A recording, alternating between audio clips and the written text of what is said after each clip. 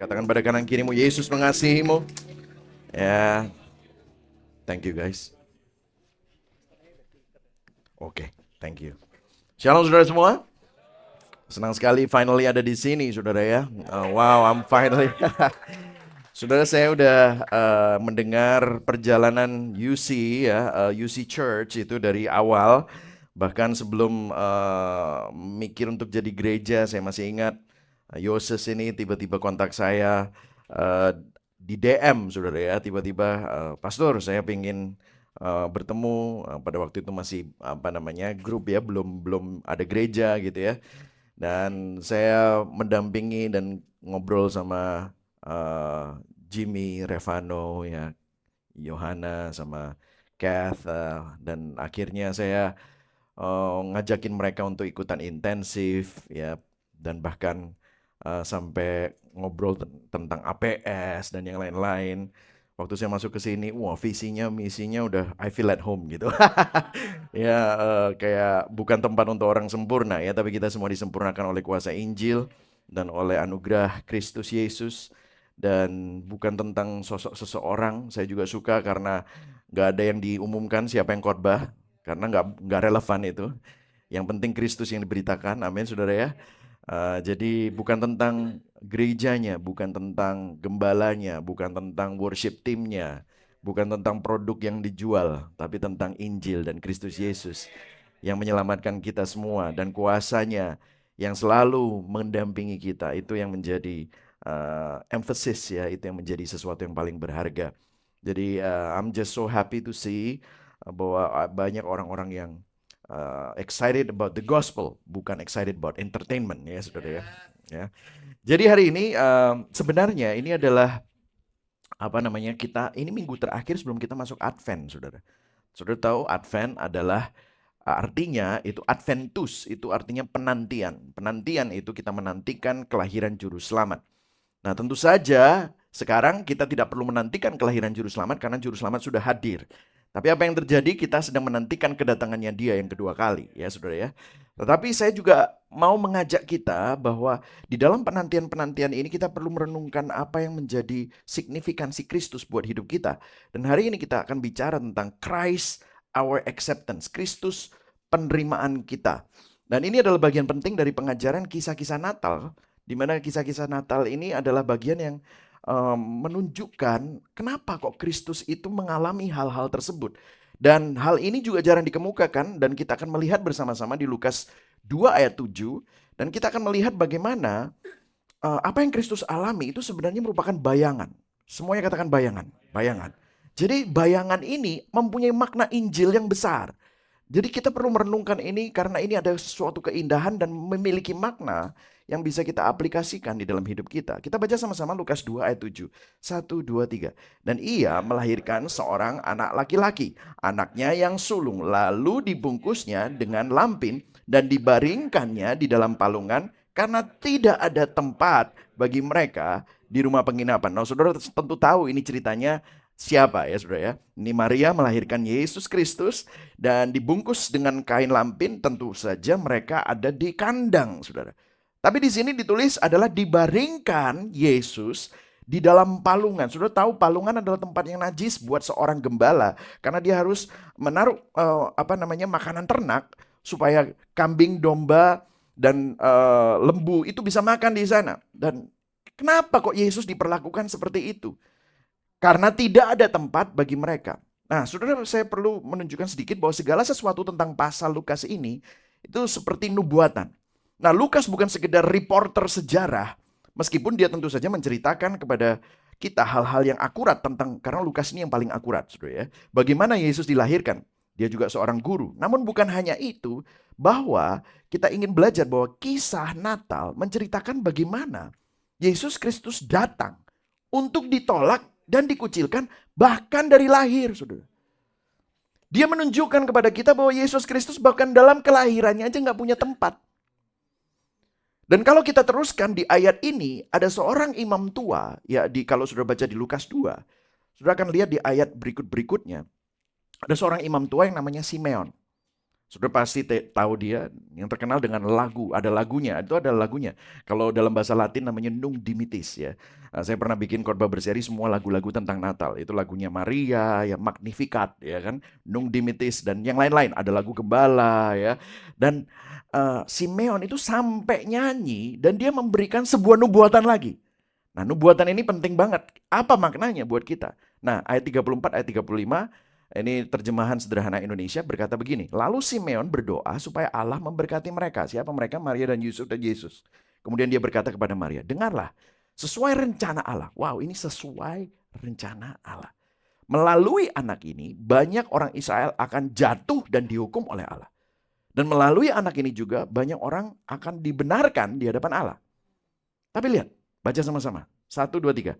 Walaupun dia diutus Allah, banyak orang akan menolaknya. Jadi dari awal itu udah dinubuatkan. Jadi tempatnya untuk dia lahir aja nggak ada. Dan dinubuatkan dia diutus Allah, tapi banyak orang akan menolaknya. Terus kemudian ayat 35 ada sesuatu yang aneh. Karena ini nubuatan, biasanya orang senang ya nubuatan kalau nubuatannya bagus ya. Ini nubuatannya nggak enak. Dan ini tentang si juru selamat loh. Dia diutus Allah, banyak orang akan menolaknya. Kemudian ayat 35, baca semua sama. 1, 2, 3. Melalui dia, isi hati banyak orang akan disingkapkan. Dan karena dia juga suatu saat nanti hatimu akan terasa sakit seperti ditusuk dengan pedang yang tajam. Nah loh, pernah nggak dikhotbahkan ini? Jarang ya. Karena ini bukan sesuatu ayat Natal yang membuat hati saudara warm. Ya. Dikatakan hati Anda akan terasa apa? Sakit. Seperti ditusuk dengan pedang yang tajam. Nah, kita akan lihat nanti apa maksudnya gitu, Saudara. Saudara siap belajar? Oke. Jadi, dari sini kita bisa melihat bahwa Yesus datang untuk ditolak.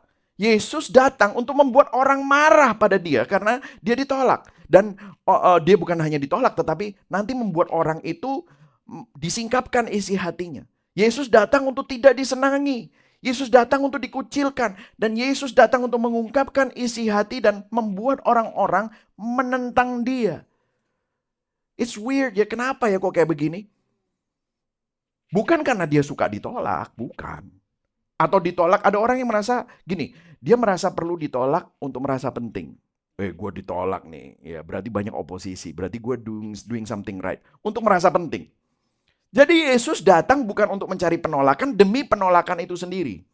Namun dia datang dengan mengetahui bahwa dia akan ditolak, namun tetap rela menerima penolakan itu karena itulah inti dari alasan dia datang. Kalau kita tidak paham penolakan Yesus dan mengapa ia harus ditolak, bahwa ia ditolak itu ada implikasinya. Implikasinya besar bagi kita. Maka kita sebenarnya belum benar-benar memahami apa itu Natal dari lensa Injil. Nah, poin saya ada 3 saudara hari ini. Yang pertama, untuk dunia yang superficial, itulah kenapa dia ditolak. Kemudian yang kedua, kenapa kok dia ditolak itu selalu di mana-mana dia ditolak? Karena ada kebenaran Kristus yang sifatnya mengancam. Terus kemudian yang ketiga, natur Mesias yang mensubstitusi. Ya, kita akan lihat itu satu-satu ya. Kita akan mulai dari yang pertama. Nah, saudara, dunia itu sangat memandang orang. Betul nggak, saudara? Ya kan? Keluarganya kayak apa, bisnisnya apa. Kadang-kadang saya ketemu sama orang tuh selalu bilang, ini anaknya Pak ini, Pak itu. Dia yang punya ini dan itu. Ya kan? Oh, dia itu loh, yang waktu itu viral. Oh, kan gitu kan. Dia kaya atau tidak, ya, selebriti atau tidak, ya. Tapi kalau sudah perhatikan, Yesus kan mestinya raja di atas segala raja, tapi lahir di kandang, lahir di palungan. Bukan sesuatu hal yang bisa dibanggakan. Bukan sesuatu hal yang saudara bisa cerita. Itu dia tuh yang lahir di kandang sama di palungan gitu. Nggak pernah ada orang bangga dengan itu. Bukan dari keluarga yang berada. Kenapa saya tahu itu? Kita semua tahu kenapa. Kalau waktu persembahan, Yusuf dan Maria bawanya apa? Merpati. Itu adalah yang paling murah dari semua persembahan yang ada. Karena semuanya mempersembahkan kambing, domba, lembu. Itu mahal. Nah, mereka mempersembahkan keluarga.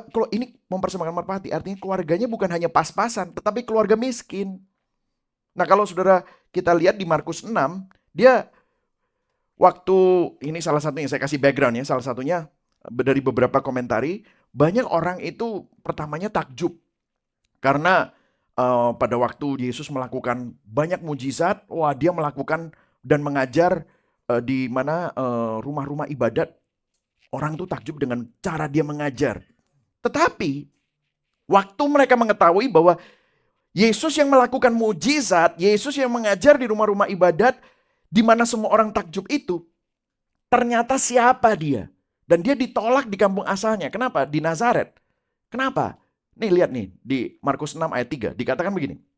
Bukankah ia ini tukang kayu, anak Maria, saudara Yakobus, Yoses, Yudas dan Simon? Bukankah saudara-saudaranya yang perempuan ada bersama kita? Lihat ini. Lalu apa? Mereka kecewa dan menolak dia.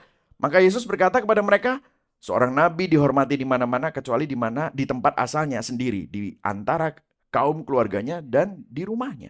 Bahkan sama keluarganya dia dibilang gila. Lu jangan khotbah-khotbah lagi dong. Udah pulang aja deh daripada bikin malu keluarga. Itu dia pernah digituin, saudara. Jadi beberapa komentari bahkan mencatat ada kemungkinan besar banyak yang tahu bahwa dia ini anak Maria namun bukan anaknya Yusuf. Kenapa? Dia lahir, ini pernikahan mereka belum sampai 9 bulan kok udah lahir sih? Jadi ada banyak kusuk-kusuk bahwa secara sosial Yesus itu anak haram, dibilang gitu. Jadi Yesus adalah seorang tukang kayu. Yesus tidak memiliki kriteria atau memiliki kualifikasi yang dianggap dunia sebagai seperti seorang pemimpin seharusnya menjadi seorang Mesias. Itu nggak kayak gitu, saudara. Dan bahkan dikatakan Yesus tidak tampan, tidak masuk hitungan, kurang berkarisma, bukan dari keluarga yang tepat, bukan materi seorang pemimpin. Bahkan di Yesaya 53 ayat 25 ayat 2b dikatakan ia tidak tampan, semaraknya pun tidak ada sehingga kita memandang dia, dan rupa pun tidak sehingga kita menginginkannya. Dia bukan tall, dark and handsome. He's just regular people. Mungkin kalau dia caleg kita nggak akan nyoblos gitu. Benar. Ini sangat berbeda dengan apa yang dianggap berharga oleh dunia. Nah, saudara, kalau sudah perhatikan kultur selebriti di dunia mementingkan apa yang di luar, betul nggak, saudara? Ya, cantik, tampan, bertalenta, tanpa memperhatikan yang di dalam. Banyak orang itu kalau saudara lihat, wah kok selebriti itu yang follow bisa milionan, padahal dia itu tukang selingkuh, dia itu ngedrak. Karena kalau orangnya cantik, tampan, bertalenta, orangnya tapi dia sudah serong dalam macam-macam, dia melakukan banyak kriminal dan yang lain-lain, tetap aja dianggap selebriti. Tapi lihat apa yang Alkitab katakan di kitab Samuel. Ini saya mau backtrack dulu ya, apa yang dikatakan oleh kitab Samuel. Samuel berkata apa? Waktu pertama kali dia ketemu sama, dia disuruh Tuhan untuk cari pengganti. Penggantinya siapa? Raja Saul. Kemudian dia pergi ke rumah Isai. Nah di rumah Isai, dia ketemu sama anak-anaknya Isai. Sama Isai dipamerin semua tuh. Wah, ada yang panglima, perwira, tegap-tegap, ganteng-ganteng. Wah, ngomongnya hebat, berkarisma. Terus waktu dia ketemu sama Eliab itu yang paling ganteng, yang paling perwira, gagah perkasa. Dia pikir ini nih dia nih, pasti penggantinya Saul. 1 Samuel 16 ayat 7 dikatakan, tetapi berfirmanlah Tuhan kepada Samuel, janganlah pandang parasnya dan perawakan yang tinggi, sebab aku telah menolaknya. Bukan yang dilihat manusia, yang dilihat Allah. Ayo kita sama-sama baca yang orangnya itu. Manusia melihat apa yang di depan mata, tetapi Tuhan melihat hati. Wow. Jadi waktu Samuel hendak mengurapi calon raja baru yang akan menggantikan Raja Saul, Tuhan sudah tidak berkenan sama Saul, dan Tuhan gak lihat paras. Padahal Samuel udah benar-benar kagum, impress dengan ketampanan anak-anak Isai. Ternyata dari dulu Tuhan tidak suka kultur selebriti. Tuhan tidak suka. Kalau sudah perhatikan bahkan waktu Yesus lahir, kita kembali ke cerita itu. Orang yang dianggap hebat di dunia punya tempat di kamar penginapan. Dan orang yang terhebat yang pernah lahir di dunia justru tidak punya tempat dan ada di kandang binatang. Dunia tidak mengerti akan hal ini. Bagi dunia, apa yang nampak di luar lebih penting daripada yang bagian dalamnya. Silsilah, pedigree seseorang, status seseorang, Sering dianggap lebih penting dari yang lain. Saya nggak bilang bahwa keluarga yang baik itu jelek. Saya nggak bilang bahwa orang kalau saudara, ini maaf kalau saudara tinggi, tall, dark, and handsome, ya itu puji Tuhan lah ya. Tapi bukan itu, saudara dipilih bukan karena itu. Kalau saudara cantik, saudara bertalenta, ya puji Tuhan. Tetapi jangan menaruh jati dirimu di situ. Semangat Natal, ini kan kita lagi mau masuk Advent, merupakan kebalikan dari keangkuhan dan kecongkakan. Semangat Natal adalah suatu nilai yang justru rendah hati. Semangat Natal adalah kesadaran bahwa kita ini orang berdosa yang butuh Tuhan. Tuhan yang seperti apa?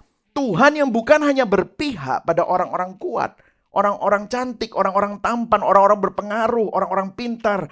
Tetapi Tuhan yang berpihak pada kaum marginal. Tuhan yang berpihak pada orang-orang yang ditolak. Tuhan yang berpihak pada kaum gembala yang dianggap orang najis. Nggak bisa masuk bait Allah loh gembala itu. Tuhan yang mencari umatnya di tempat-tempat yang gelap. Di tempat-tempat di mana orang ditolak. Justru di situ Tuhan ingin menampakkan kasih-Nya dan kepeduliannya. Ini yang kita bisa lihat bahwa dari lahir itulah natur Yesus. Yesus datang untuk menghancurkan kultur selebriti ini.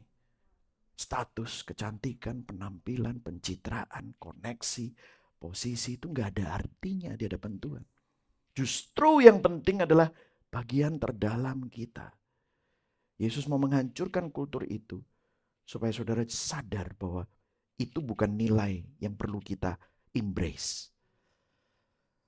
Saudara, kultur selebriti ini udah merebak kemana-mana loh. Makanya kalau saudara ketemu sama anak kecil, mau jadi apa? YouTuber. Mereka kenapa?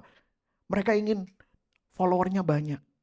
Gen Alpha itu ngomong gitu sebenarnya. Karena itu yang dicari dunia. Kenapa kok kita semua obses dengan plastik surgery? Sekarang kan banyak tuh ya, selebgram malah ada story-nya dia ke Korea. Plastik surgery. Kenapa? Karena itu yang dicari dunia. Kecantikan, penampilan, posisi, follower. Nah, saudara tahu itu tidak ada artinya di hadapan Tuhan. Justru yang terpenting adalah bagian dari kita yang tidak terlihat. Dengar saudara, orang berinjil itu lebih peduli akan karakter, inner beauty. Apa yang ada di dalam hati kita. Peduli terhadap integritas, peduli terhadap hal yang ada di dalam hati, spiritualitas kita. Siapa kita di hadapan Tuhan. Karena itu yang kekal. Yang lain fana. Satu hari saudara, no matter how much botox you put in, saudara pasti akan tidak bisa lawan gravitasi. Apa yang kenceng sekarang, pasti nanti akan molor saudara. Benar, tidak bisa ditentang. Itulah sebabnya Tuhan ingin bilang, jangan kaitkan jati dirimu sama hal-hal itu. Karena kalau enggak, kamu akan selalu merasa kurang cantik, kurang bertalenta, kurang hebat. Kenapa? Karena saudara mengkaitkan sesuatu yang pada sesuatu yang fana. Hari ini saudara diterima. Tapi besok ada orang yang nomor satu. Saudara udah bukan nomor satu. Saudara udah bukan yang paling, bukan Makanya orang yang paling paling terbaik, terhebat, terbesar, itu nggak bisa tidur. Kenapa? Karena mereka takut. Gimana saya bisa maintain ini? Mungkin mereka udah selamatan, udah pesta, wah celebrating, mereka finally reach the top. Tapi the next day, they're the most miserable person. Kenapa? Karena mereka mengkaitkan diri mereka, jati diri mereka kepada hal-hal yang fana itu. No wonder you will never feel peace. Gak pernah bisa rest, gak bisa tenang. Karena kamu kaitkan itu. Dan Yesus datang menghancurkan itu. That's not important. Itu yang dicari dunia. And bahkan waktu aku lahir pun, aku udah gak kayak gitu. Aku gak anggap hal-hal seperti itu. Itulah sebabnya dia lahir di kandang. Itulah sebabnya dia lahir gak punya tempat untuk penginapan. Oke. Yang kedua, kebenaran Kristus yang bersifat mengancam. Ini maksudnya apa? Karena dikatakan di ayat 35, baca sama-sama ya, 1, 2, 3. Melalui dia, isi hati banyak orang angkat disingkapkan. Apa maksudnya? Apa maksudnya ini? Nah perhatikan saudara. Kalau saudara ingat kisah kelahiran Yesus, ada seorang raja yang gak senang. Saudara tahu siapa rajanya? Herodes. Kenapa kok dia gak senang saudara? Saudara, Herodes itu marah loh. Waktu dikasih tahu sama orang-orang Majus ini kan orang-orang yang biasa mengurapi raja ya. Dan kemudian datang ke istana Herodes, dikatakan ada raja orang Yahudi nih. Kita ngikutin bintang. Ya, terus kemudian Herodes langsung, ya ini yang seperti ya tadi. Karena Herodes apa? Kultur selebriti. Ya kan? Karena dia orang yang berposisi. Dia berusaha untuk jadi yang terhebat, ya kan? Paling berkuasa, dan paling gitu. Ini bahaya.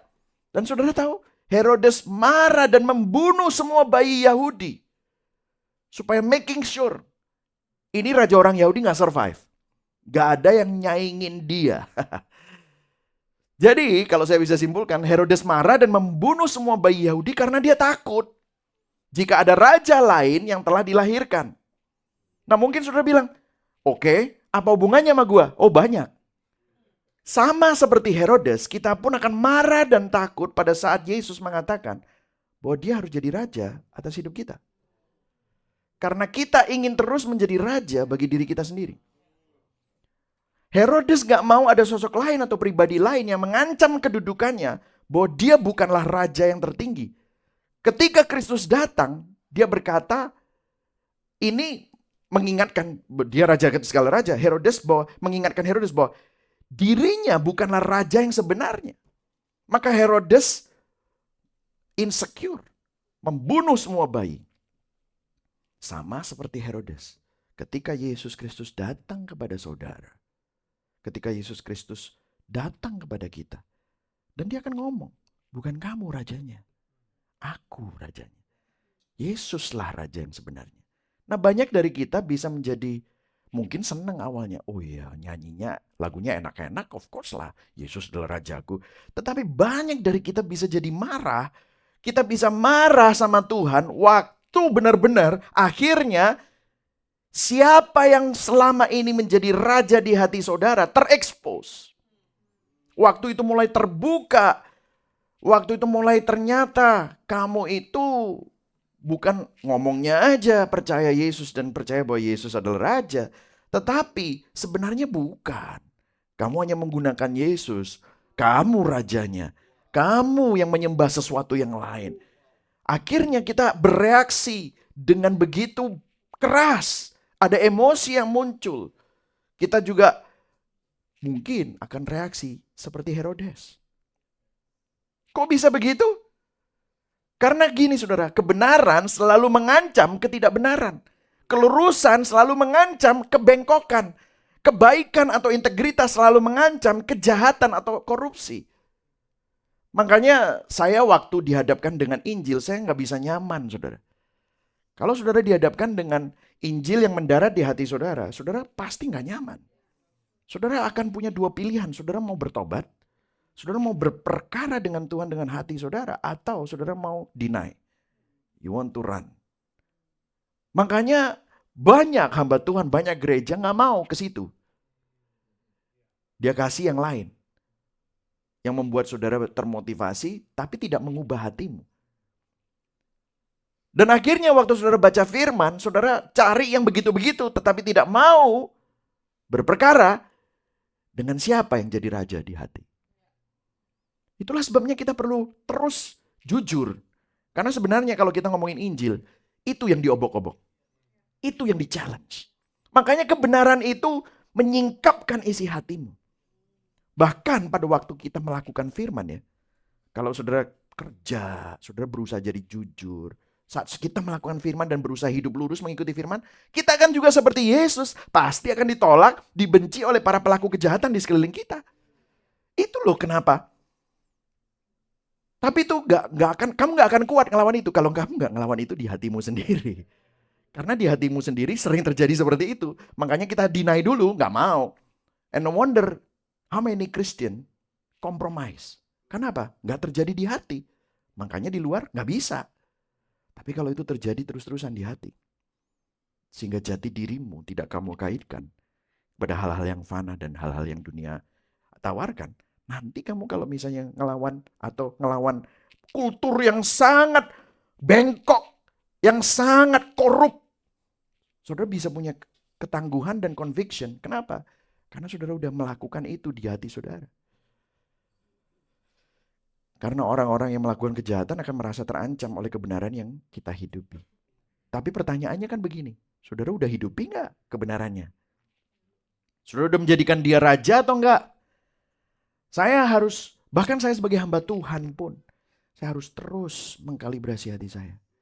Kalau nggak hati-hati, saya bisa jadi raja lagi. Kemarin saya ngobrol sama seseorang yang cancer survivor, yang ngerti tentang Injil, dan dia ceritakan ini kepada teman-teman yang juga sama-sama mengalami cancer. Terus dia notice sesuatu. Kok tiap kali aku cerita, kok aku jadi sombong ya? Survive, gospel. Tapi ini kayak materi baru yang aku pakai untuk menyembah berhala. Karena waktu aku ceritakan ini, orang tuh tepuk tangan. Waktu aku ceritakan ini, orang hebat kamu. And it gets to my heart. Dan pada waktu aku mulai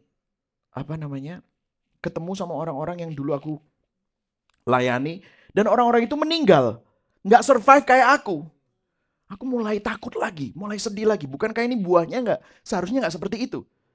Aku mulai nggak tenang lagi. Waktu kita kaitkan jati diri saudara sama hal-hal yang fana. Padahal ini hal-hal fana itu bukan materinya, karena materinya ngomongin tentang bagaimana Injil menolong dia untuk dealing sama cancer. Itu kan kekal. Tapi presentasi saya bisa buat khotbah ini dan mengkaitkan jati diri saya dari amin saudara. Dan saya bilang, wah, gue hebat juga ya. Itulah yang dimaksudkan di sini. Saat Injil Kristus mengungkapkan siapa kita yang sebenarnya di dalam hati, kita tidak suka. Itulah alasan kenapa ketika Yesus Kristus datang, dia ditolak dan dibenci. Kita suka menindas kebenaran. Itu ada di Roma 1. Saudara baca sendiri nanti di rumah. Memberitahu kita bahwa jauh di lubuk hati kita, kita semua tahu bahwa kita membutuhkan Tuhan dan seharusnya mentaati Tuhan. Tetapi kita tolak dia. Manusia sebenarnya tahu akan keberdosaannya. Manusia sebenarnya tahu akan kebutuhannya akan Tuhan. Namun selalu menyangkalinya dan melakukan pembenaran di dalam hati. Kemarin teman saya sampai bilang, saya harus bertobat. Bayangkan orang yang keliling kemana-mana memberikan motivasi kepada teman-teman yang mengalami kanker harus bertobat. Kenapa? Karena dia lihat di dalam hati. Hati kita sangat ingin berpikir bahwa kita baik-baik saja. Oleh karena itu kita sembunyikan kebenaran. Kita tidak ingin tahu tentang kebenaran Tuhan. Kita tidak ingin tahu siapa Tuhan dan ketetapan-ketetapannya. Kita tidak ingin mendengar bahwa kita membutuhkan Tuhan. Kita tidak ingin mendengar kasih karunia Tuhan. Itu natur kita. Kita tidak ingin mendengar apa yang salah dengan diri kita. Kita salahkan orang lain. Itu gara-gara dia. Itu gara-gara papaku. Gara-gara suamiku. Gara-gara istriku. Gara-gara pemerintah. Semuanya salah orang lain. Apapun yang menyulitkan kita untuk menyembunyikan kebenaran, kita marah. Kita berusaha sembunyikan itu. Saya balik itu tadi. Apapun yang menyulitkan kita untuk menyembunyikan kebenaran, kita marah. Nah, pertanyaannya begini. Apakah kita akan menolak dia atau menerima dia? Kisah Natal menentang semua nilai dunia. Kelahiran Yesus dan kedatangannya di dunia menentang dan mengancam sistem keangkuhan dunia.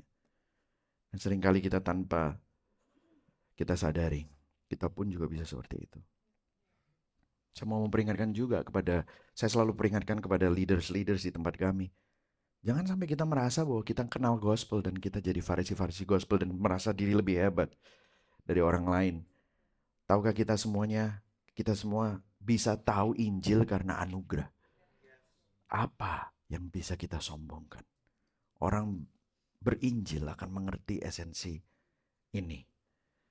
Orang berinjil akan mengerti esensi Natal dan tidak akan bisa sombong. Karena orang berinjil akan melihat Tuhan yang mulia memasuki sejarah manusia yang paling berdosa melalui cara yang paling hina. Nah, itulah sebabnya saya masuk ke dalam poin yang ketiga, saudara.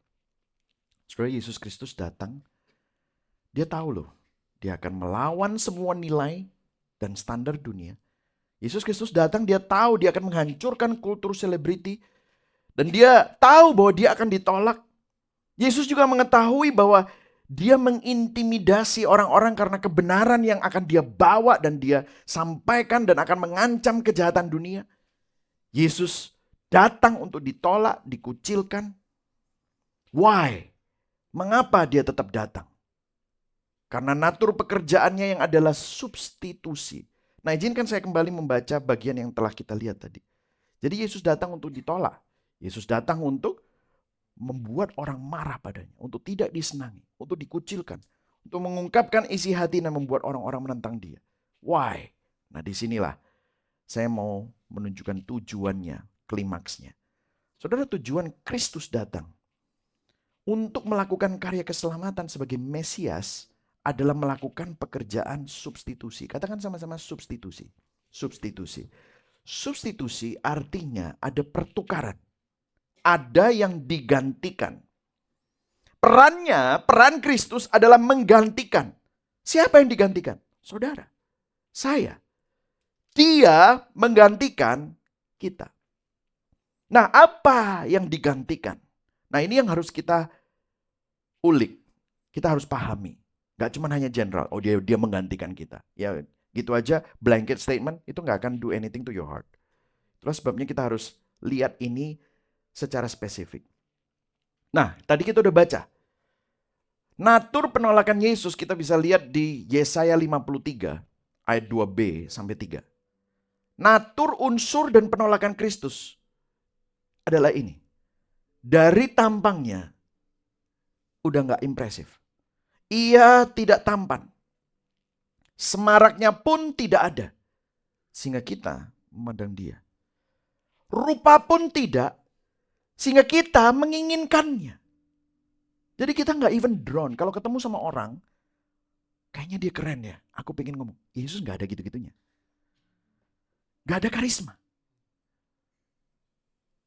Dan bahkan ia dihina, dihindari orang. Firman Tuhan bilang seseorang yang penuh kesengsaraan. Dan yang biasa menderita kesakitan. Makanya waktu dia di Taman Getsemani, hatiku sedih mau mati rasanya. Dia minta sahabat-sahabatnya untuk berjaga-jaga, semuanya tertidur. They say they care about him, but they don't really care. They say it.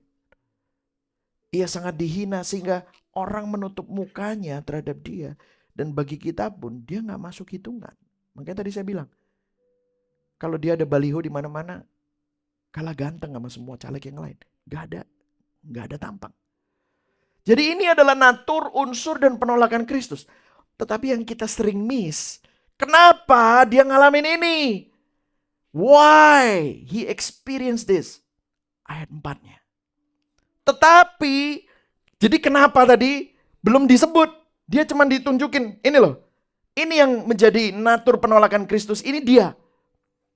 Tapi sesungguhnya siapa? Sesungguhnya penyakit kita lah yang ditanggungnya.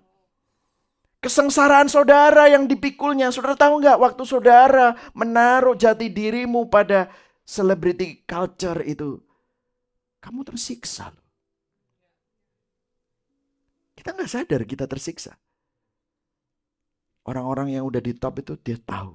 Gue tersiksa, gue pikir gue happy. Kok gue jadi kosong? Kok gue jadi miserable? Kok gue jadi empty? Kok gue jadi sendirian? Merasa terisolasi. Pemimpin-pemimpin yang bilang seorang pemimpin itu kesepian. What a miserable thing. That means kepemimpinanmu berdasarkan dirimu sendiri. Penyakit kita yang ditanggungnya, kesengsaraan kita yang dipikulnya, padahal kita mengira dia kena tulah, dipukul dan ditindas Allah. Dan memang betul, dia yang dipukul dan ditindas Allah. Tetapi dia tertikam oleh karena pemberontakan kita. Kita ingin jadi raja. Kita ingin selalu jadi pusat dari hidup kita sendiri. Saya sebagai hamba Tuhan seringkali membuat pelayanan saya menjadi jati diri saya. Saya sebagai seorang pastor membuat gereja saya platform untuk membangun image saya. Dan saya harus bertobat. Dan itu ditanggung oleh Yesus. Dia diremukkan oleh karena kejahatan kita. Ganjaran yang mendatangkan keselamatan bagi kita ditimpakan kepadanya. Dan oleh bilur-bilurnya kita menjadi sembuh. Saudara mau disembuhkan gak dari masalah hati itu? Kita sekalian sesat seperti domba. Masing-masing kita mengambil jalannya sendiri. Tapi lihat, tetapi Tuhan menimpakan kepadanya kejahatan kita sekalian. Inilah pekerjaan Mesias. Kristus ditolak karena pelanggaran kita untuk menggantikan kita supaya kita diterima oleh Allah.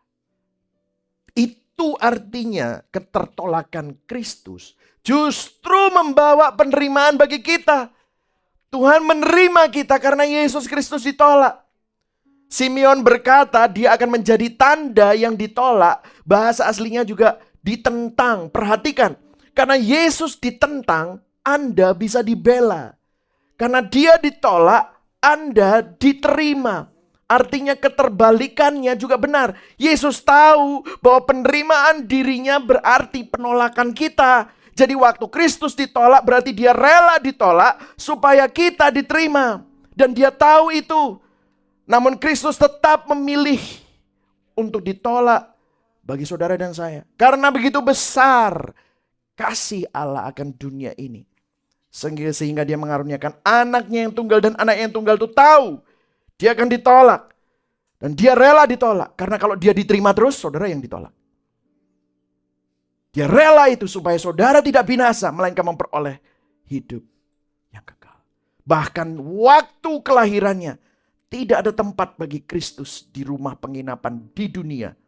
Artinya apa? Kristus ditolak di dunia. Supaya saudara dan saya dapat diterima, dilahirbarukan untuk mendapatkan tempat dan rumah di surga. Di rumah Bapaknya. Dia ditolak di dunia. Mungkin kita diterima di dunia. Ataukah saudara mungkin ditolak di dunia? Itu hanya penolakan sementara yang fana. Karena saudara diterima di rumah Bapa di surga. Itu jauh lebih berharga. Tim Keller di dalam salah satu bukunya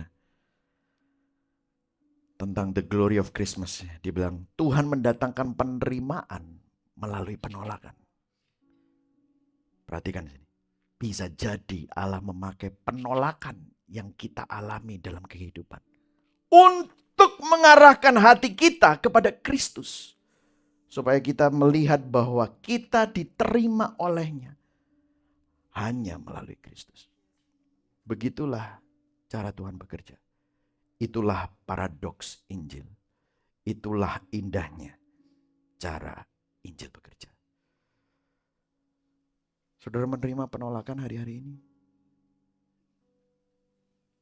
Saudara tahu implikasinya apa? Ini saya kasih implikasi Injilnya. Jika kita ditolak di dunia yang fana, maka itu hanyalah penolakan sementara yang tidak berarti. Karena kita mendapatkan penerimaan Allah di dalam Yesus Kristus. Bahkan jika di dalam kedaulatan Allah kita diizinkan mengalami penolakan, maka kita sedang dipojokkan untuk datang kepada Kristus. Artinya, aduh aku ditolak di mana-mana, aku bisa lari kemana? Lari ke Kristus. Karena di situ, saudara ketemu sama orang yang paling ditolak. Pada saat dia berkata, Allahku, Allahku, mengapa engkau meninggalkan aku? Dia teriak. Seluruh jagat raya meninggalkan dia sendirian. Supaya kita gak pernah ditinggalkan. Supaya kita dapat diterima oleh Allah Bapa melalui penolakannya. Amin, saudara. Saya akan tutup dengan sebuah cerita dari namanya George Herbert. Dia menulis poetry. Dia seorang yang di tahun 1800 seorang Anglican priest. Dia menulis sebuah poetry. Dia ceritakan bagaimana Injil ini memberikan suatu penerimaan dalam dirinya. Dia bilang begini. Sebelum saya menjadi seorang Kristen, bahkan dalam kegembiraan saya ada dalam tangisan. Di luar saya tampak baik-baik saja, namun di dalam ada kekosongan. Sekarang aku seorang Kristen. Perhatikan. Bahkan kesedihanku pun membuatku bisa bernyanyi. Karena penolakan yang kualami pun mengarahkanku kepada Tuhan. Dan aku semakin merasakan sambutan hangat dan kasihnya. Dia sampai tanya, Injil macam apa ini? Karena justru pada saat dia ditolak, dia lari ke Tuhan dan dia semakin merasakan sambutan hangat dan kasihnya. Kenapa? Dia bisa menghargai sambutan Tuhan dan kasih Tuhan karena dia sadar betapa yang dunia tawarkan tuh gak berharga sama sekali. Kemudian dia teruskan. Semakin besar penolakan terhadap Yesus, perhatikan di sini. Maka semakin besar pula penerimaan Tuhan terhadap saya. Bahkan di dalam hidupku, semakin banyak penolakan yang aku dapatkan dari orang lain. Ketika aku dihina, ketika orang-orang bersikap sombong terhadapku, hal itu mendorongku kepada Kristus. Dan aku merasakan lebih banyak kasih-Nya.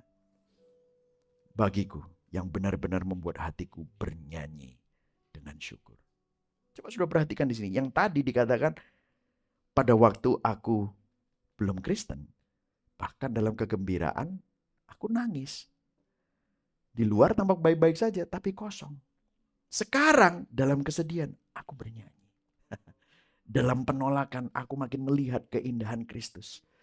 Semakin aku tinggal ditolak oleh dunia, semakin aku merasakan betapa berharganya penerimaan Tuhan. Hari ini berbahagialah kalau saudara ditolak sama dunia. Karena penolakan yang saudara alami sementara. Saudara punya Kristus yang juga pernah mengalami apa yang saudara alami. Dan saudara juga mengalami apa yang dia alami. Dan dia ngalamin itu untuk gantikan kita. Dia mengerti apa yang saudara alami. Supaya saudara bisa diterima oleh Allah. Amin saudara. Sebelum kita berdoa ya, pertanyaan reflektifnya. Apakah kita masih angkuh dan memperhatikan apa yang dipandang orang di luar tanpa memperhatikan apa yang dipandang Tuhan dalam hati kita? Apakah kita haus akan penerimaan dan pengakuan dalam hidup kita? Kita tidak akan pernah menemukan penerimaan dan pengakuan di luar sana yang akan memuaskan hati kita. Apakah Anda ditolak dan dikucilkan oleh dunia hari-hari ini? Itu penolakan sementara yang fana. Bahkan bisa dipakai Tuhan untuk mengarahkan hati kita kepada pribadi Kristus. Kristus ditolak supaya kita memperoleh penerimaan Allah yang kekal. Amin. Sebelum kita berdoa, kita sama-sama nyanyikan lagu tadi. Saudara berbahagia. Karena apa?